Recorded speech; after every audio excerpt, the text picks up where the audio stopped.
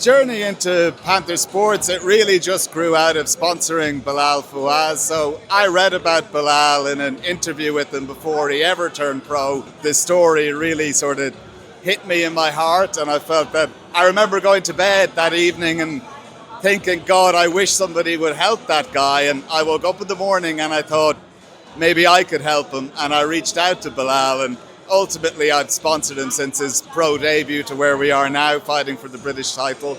At the start of it, I was in the drop shipping game and I was using one of those businesses to sponsor him.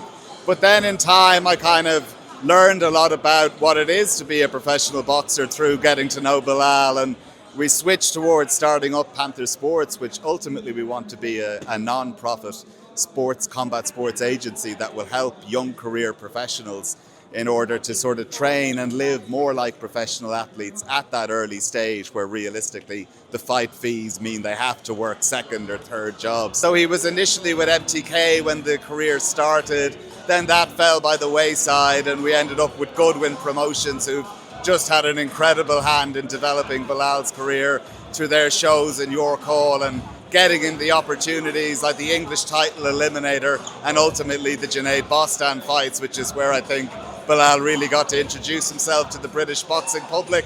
Even though to me, before he even had a pro fight, talking to the guy, it was so obvious he was a star made for this stage, and I couldn't understand how it took so many years for him to get picked up and put on this stage. I mean, the guy he's a physical freak. It might be 37 years on this earth, but he hasn't had the boxing career of a typical 37-year-old. He's the reflexes and the natural physicality of a much younger man. Like, I think he's a British Bernard Hopkins. He could become Britain's oldest world champion. He could box long into his 40s. I think he'll look sharper at 40 than a lot of boxers do at 24. I think the reasons for a company to sponsor an athlete or a boxer is it's not like, a quick thing where you're going to sponsor one fight and it's going to change your business. It's that over time you can build a relationship with that boxer's fans and the extra fans that they bring to their network.